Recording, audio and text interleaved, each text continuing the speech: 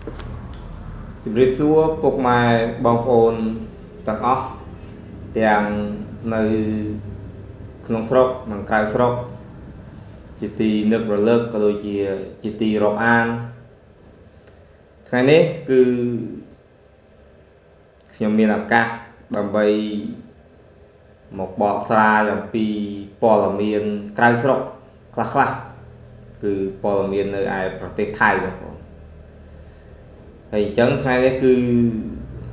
ជាដាច់ខែហើយបងប្អូនយើងម្សិលមិញខ្ញុំថតថ្ងៃទី31អញ្ចឹងថ្ងៃនេះគឺថ្ងៃទី1អញ្ចឹងគឺពាក់ព័ន្ធទៅនឹងព័ត៌មានអគ្គិភ័យឆាបឆេះគឺមានច្រើនបងប្អូនគឺមានច្រើនសម្បីតែប្រទេសខ្មែរយើងឬមួយក៏ប្រទេសថៃក៏មានច្រើនដូចគ្នាតែនៅក្នុងស្រុកខ្មែរខ្ញុំមិនសូវជាបានលើកយកមកបកស្រាយក៏ដូចជាជម្រាបជូនពុកម៉ែបងប្អូនទេព្រោះដោយសារតែនៅក្នុងស្រុកយើងមានសារព័ត៌មានជាច្រើនដែលគេបង្ហាញក៏ដូចជាគេផ្សាយនៅក្នុងសង្គម Facebook ក៏ដូចជា YouTube TikTok ឡាក់ជាដើមចឹងទៅអញ្ចឹងថ្ងៃនេះគឺខ្ញុំលើកអំពីព័ត៌មាននៅឯប្រទេសថៃណាអញ្ចឹងគឺរដូវនេះគឺជារដូវរំហើយបងប្អូនរដូវរំហើយគឺគេហៅថាកដឹកអញ្ចឹងគឺយើងត្រូវតែប្រុងប្រយ័ត្នគ្រប់គ្នាតាក់ទងទៅនឹងបញ្ហាផ្ទុះផ្សេងផ្លែភ្លើងឬក៏ធូបទៀនអីជាដើមអញ្ចឹងទៅហើយយើងជិតដល់រដូវសំពះប្រាក់ខែហើយយើងត្រូវជួបជុំគ្នាអញ្ចឹងយើងត្រូវប្រុងប្រយ័ត្នទាំងអស់គ្នាបងប្អូនគេថាការពារវាប្រសើរជាងព្យាបាលណាដូចជាធូបដូចជាទៀនអីយើងកុំអាងថាអូឆ្ងាយណាស់អូវាមិនអាចឆេះបានទេយើងចេះតែប្រហែលណាតែរឿងគេត្រូវតែការពារមុនដូចគេថាយើងត្រូវតែធ្វើរបងមុនមិនមែនគោស៊ីអីស្រូវហើយបានយើងធ្វើរបងក្រោយអត់ទេយើងធ្វើមុនតែគោចូលស៊ីណាដូចគ្នាដល់ពេលដែលយើងការពារហើយគឺវាទោះវាមិនបាន 100% ក៏វាបានច្រើនដែលមិនសូវមានករណីអគ្គិភ័យនឹងឆាបឆេះឬក៏ផ្ទុះផ្សេងខ្សែភ្លើងឬក៏ឆេះរសាធូបទៀននឹងជាដើមអញ្ចឹងយើងវិលមកវិញតាក់ទងទៅនឹងព័ត៌មានអគ្គិភ័យឆាបឆេះនៅឯប្រទេសថៃគឺឆេះក្នុងវត្តហ្មងបងប្អូនឆេះក្នុងវត្តហ្មងអត់មានឆេះណាឆ្ងាយទេឆេះក្នុងវត្តណាអញ្ចឹងអគ្គិភ័យនេះបានឆាបឆេះនៅបរិវេណវត្តបានខីលេកបងប្អូនបានខីលេកនៅឯប្រទេសថៃដែលគេហៅកាន់មួយនេះគេហៅថាវត្តស៊ីថងណាដែលស្ថិតនៅក្នុងឃុំខីលេកស្រុកពោរៀមខេត្តរ៉ូអេតណាគឺខ្ញុំអត់ស្គាល់ទេខេត្តហ្នឹងស្រុកហ្នឹងព្រោះអត់យើងមិនជាអ្នកជនជាតិថៃយើងអត់ស្គាល់ទេបងប្អូនហើយមន្ត្រីជំនាញនិងស្ថាប័នតាក់ទងពាក់ព័ន្ធទៅនឹងអគ្គិភ័យហ្នឹងគឺគេប្រញាប់ដៃប្រញាប់ជើងបងប្អូនគេប្រញាប់ដៃប្រញាប់ជើងគឺដើម្បីបញ្ជូនឡានទឹកឡានអីអញ្ចឹងទៅដើម្បីទៅជួយសង្គ្រោះឬក៏ទៅបន្លត់ដើម្បីកុំឲ្យវាឆេះនឹងឯងរៀលដាលបងប្អូនណាតែឆេះយើងដូចយើងសពថ្ងៃអញ្ចឹងបងប្អូនដែរឃើញហើយនៅពេលដែលភ្លើងឆេះខ្លាំងគេអត់ទៅបាញ់កន្លែងភ្លើងទេគេបាញ់គៀនហ្នឹងគេថាចុះមិនបាញ់កន្លែងភ្លើងចុះបាញ់ទៅអីបោកឆេះអស់ហើយបាញ់ក៏វានៅតែឆេះដែរអញ្ចឹងគេបាញ់គៀនហ្នឹងកុំឲ្យឆេះរៀលដាលកុំឲ្យឆេះរៀលដាលហើយយើងទៅឈរមើលចុះអីហ្នឹងទៅឆ្ងល់ចុះល្មិចមិនបាញ់អាកដាលទៅហ្មងទៅចុះឡើងតែបាញ់អាកដាលមិនបើវាអស់ហើយអញ្ចឹងអាគៀនចេះឆេះទៅទៀតអញ្ចឹងគេបាញ់ទប់ណាហើយហេតុការណ៍នេះបានកើតនៅម៉ោង 3:30 នាទីនៅថ្ងៃទី28យើងហ្នឹងទេបងប្អូនឆាប់ហ្នឹងដែរទេថ្មីហ្នឹងដែរទេណានៅថ្ងៃទី28ខែតុលាឆ្នាំ2025បងប្អូនដែលស្ថិតនៅក្នុងឃុំខីលេកស្រុកពោរៀមខេត្តរ៉ូអេតដែលខ្ញុំបាននិយាយនឹងពីលើអញ្ចឹងបងប្អូនណាហើយអគ្គិភ័យនេះគឺបានឆាបឆេះនៅក្នុងបរិវេណវត្ត đôi nhóm bàn gì bị khang lười chẳng cứ vọt khi lên là đại kia hai cát thà vọt xích thòng nhóm asphalt đây đấy là admin này asphalt đấy vừa dương mình men thì chôn diệt thay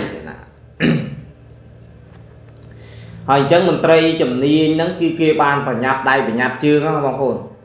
đôi nhóm bàn chấm riêu hà lười chẳng cứ đập bay túp cát cầm ao chơi riêu na chơi riêu đã hồi dương có admin đăng thả miền là buộc phần man rồi có slap phần man rồi có ấy nó cứ dương ở miền bò miền đấy bằng cũng cứ còn tại bò miền bát thom cứ dương ở toàn cho bạc ca miền ởแต่hay còn là mua cho bạc lo thà miền mà nu slap phần man cứ đăng tìហើយរថយន្តពលរដ្ឋអាគារភ័យនិងក្រុមបុគ្គលិកស្ថាប័នផ្សេងហ្នឹងត្រូវបានចល័តឬក៏រួមគ្នាជាមួយអង្គភាពជួយសង្គ្រោះសត្វថាការឋាននយោបាយឈ្មោះគេណាបងប្អូនណាឈ្មោះគេសត្វថាការឋាននយោបាយហ្នឹងគឺឈ្មោះរបស់អង្គភាពពលរដ្ឋអាគារភ័យហ្នឹងហើយណាហើយឈ្មោះគេហ្នឹងវែងបងប្អូនសត្វថាការឋាននយោបាយហើយផាត់ធម្មរតមួយទៀតថែមទាំងមួយទៀតអូវែងហ្នឹងយើងស្ដាប់ទៅអូទាំងស្អីប្រែតែម៉េចនេះអាហ្នឹងឈ្មោះគេប្រែទេបងប្អូនហើយរថយន្តពលរដ្ឋអាគារភ័យហ្នឹងគឺមកពីរដ្ឋបាលឃុំខីលេខហ្នឹងឯនេះបងប្អូនណាមកពីរដ្ឋបាលឃុំស៊ីលេខីលេខនិងសាលាឃុំនុនសវណ្ណរដ្ឋបាលឃុំភុនសាំង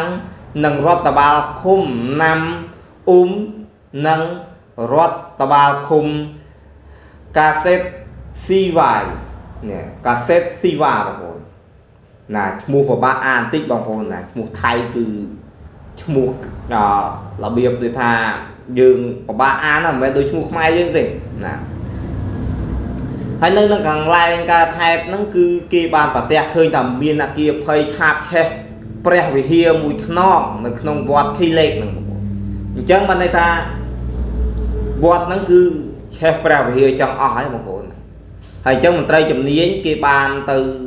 បាញ់ទប់ស្កាត់កុំឲ្យឆេះរៀលដាល់ទៅដល់កុដលូកុដអីអញ្ចឹងទៅ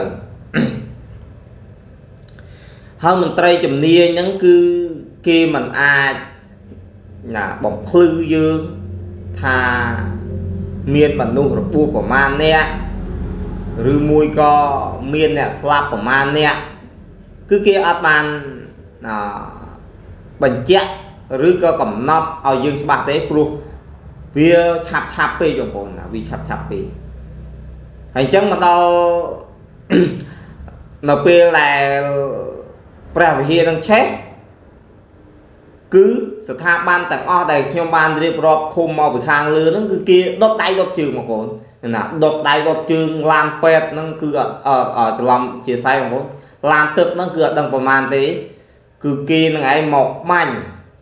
ដើម្បីពន្លត់ឬក៏ដើម្បីការពារកុំឲ្យឆេះកត់ឬក៏អ្វីនៅចិត្តព្រះវិហារនឹងបន្ថែមទៀតចឹងទៅបងប្អូនហើយសេចក្តីរាយការណ៍ជាបឋមបានដឹងថាព្រះវិហារទាំងមូលនឹងត្រូវបានខូចខាតទាំងស្រុងណាហើយអញ្ចឹងហើយបានជាមន្ត្រីជំនាញទាំងអស់របស់ជនជាតិថៃដែលខ្ញុំបានអានពីខាងលើនឹងឯងគឺគេបានដុតដៃដុតជើងដើម្បីស៊ើបអង្កេតថាមូលហេតុអ្វីបានធ្វើឲ្យឆេះនៅព្រះវិហារនៅវត្ត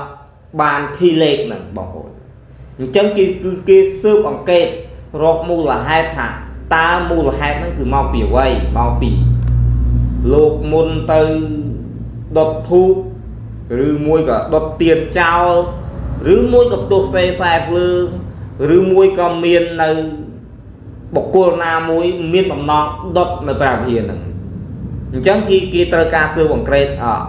មន្ត្រីជំនាញខាងពន្លត់អគ្គិភ័យមន្ត្រីជំនាញផ្សេងដែលពាក់ព័ន្ធហ្នឹងគឺគេធ្វើការខាងហ្នឹងបងប្អូនណាគេធ្វើការខាងហ្នឹងហើយយើងអត់មានជំនាញគឺយើងអត់អាចសន្និដ្ឋានបានទេគឺយើងត្រូវតែចាំមើលអ្នកជំនាញច្បាស់លាស់ដែលគេនឹងឯងធ្វើការស៊ើបអង្កេតដើម្បីឲ្យមាននៅភាពច្បាស់លាស់ក៏ដូចជាតលហេកណាមួយមកបញ្ជាក់ប្រាប់យើងថាដោយសារមូលហេតុអញ្ចេះលាក់នឹងលាក់ជាដើមអញ្ចឹងទៅបងណាអញ្ចឹងអាគារភ័យគឺជាទូទៅការមានជារឿយដូចខ្ញុំនិយាយតាំងពីដំបូងអញ្ចឹងព្រោះ มันทานในประเทศខ្មែរប្រទេសថៃប្រទេសអាមេរិកឯណាណីទេបងប្អូនគឺអ្នកនៅក្រៅស្រុកទាំងអស់ហ្នឹងគឺជួបប្រទះនឹងអាបញ្ហាអាគារភ័យហ្នឹងគឺច្រើនបងប្អូនជាពិសេសរដូវកាលហ្នឹងហ្នឹងហើយរដូវកាលរំហើយហ្នឹងគឺឆាបឆេះខ្ទេចខ្ទីអញ្ចឹងទៅហើយបើយើងអត់ប្រយ័ត្នទេបាត់បង់ទាំងទ្រព្យសម្បត្តិបាត់បង់ទាំងសាច់ញាតិឬមួយបាត់បង់អាយុជីវិតខ្លួនឯងទៀតដោយសារតែការធ្វេសប្រហែសណាអញ្ចឹងមកគេថាការពារប្រសើរជាងព្យាបាលតែកាលណាយើងភ្លើងឆេះហើយបានយើងទៅការពារមិនវាអត់ត្រូវរឿងបងប្អូនយើងត្រូវការពារយើងមើលថាអូឌីសុងទ័រនេះវារកគប់ពេហើយខ្សែភ្លើងនេះក៏ដោកាត់ហើយស្អីជាដើមមួយដែលវាត្រៀមតែនឹងគប់ពេគប់អីចឹងណាបងប្អូនឬមួយក៏ខ្សែភ្លើងនោះវានៅវាលហើយវាធ្លុះទឹកភ្លៀងមកក៏វាអាចគប់ពេដែរបងប្អូនអញ្ចឹងធូបទៀនអីជាដើមអញ្ចឹងយើងត្រូវប្រយ័ត្នដុតហើយគឺអាបញ្ហាជំនឿហ្នឹងគឺត្រូវតែមានអញ្ចឹងបងប្អូនថៃហ្នឹងក៏មានខ្មែរក៏មានមីយ៉ាន់ម៉ាភូមាអីឡាក់ម្លាយគឺគេមានអាជំនឿដុតធូបដុតអីខ្មែរយើងគឺយើងដុតតែយើងត្រូវមើលថាវាឆេះហ្នឹងអាដុំសំណុំដែលយើងដោតជើងកំប៉ុងហ្នឹងវាយ៉ាងម៉េចបងប្អូនវាយ៉ាងម៉េចបើវាច្រើនជើងធូបច្រើនហើយយើងត្រូវដកចោលថាទៅតែបើយើងពិបាកទៀតណាបើកងមកគេខ្លះគេត្រូវមានខ្សែដកជើងធូបទៀតអញ្ចឹងយើងត្រូវតែមើលហើយនៅពេលដែលយើងដុតយើងត្រូវមើលពេលខ្លះធូបយើងអុចហ្នឹងនៅពេលដែលវាឆេះដល់គល់វាហើយអាគុំគល់វានៅកគោកបងប្អូនហើយអញ្ចឹងវាមិនឆេះមកយើងអត់ដឹងស្អីទៀត